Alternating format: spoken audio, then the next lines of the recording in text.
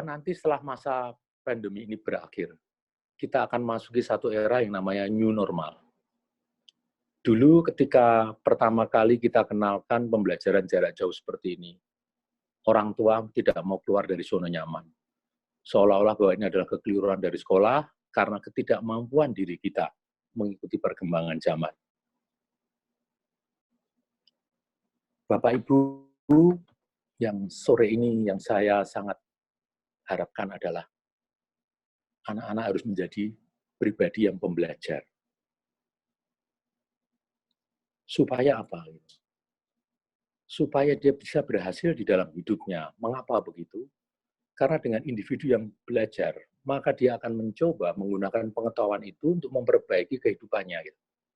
Banyak satu contoh nyata, barangkali Bapak Ibu sudah pernah mendengar, istilah ada yang namanya dinosaurus syndrome.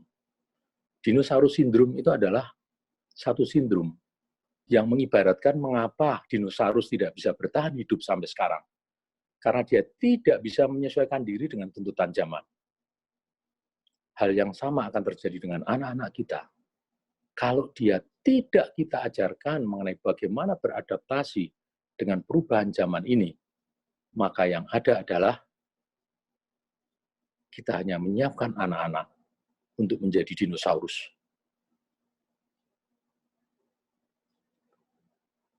Bapak Ibu semuanya ya, ke depan ini, tantangan pembelajaran di abad 21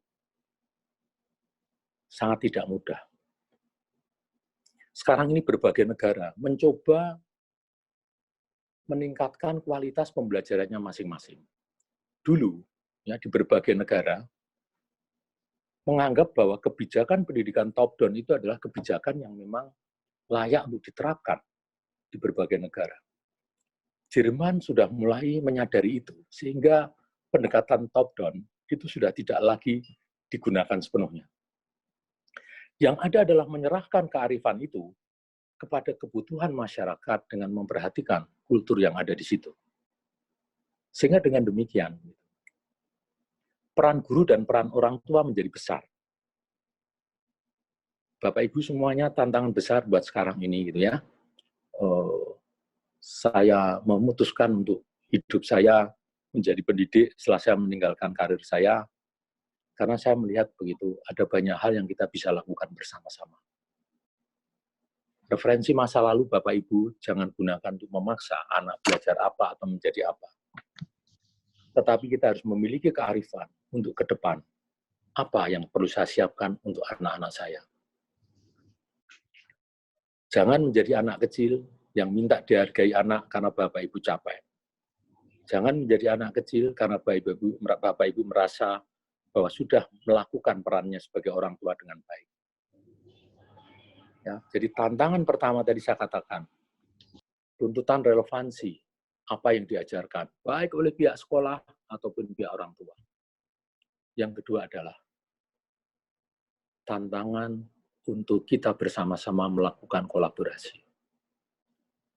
Bapak Ibu, pendidikan tidak bisa diserahkan kepada sekolah. Ya, sekolah dan yang ada di rumah itulah yang akan membangun generasi yang lebih baik. Jangan pernah merasa juga karena sudah merasa membayar, sehingga seolah-olah Bapak Ibu memiliki hak atau otoritas untuk menyalahkan pihak sekolah seandainya ada sesuatu yang memang tidak berkenan. Tantangan pendidikan ke depan jauh lebih berat daripada pengendalian diri Bapak Ibu di rumah. Sekarang ini adalah masa yang luar biasa, ketika nanti kita hidup di era new normal. Ya, salah satunya itu nanti adalah berpengaruh terhadap perilaku masyarakat.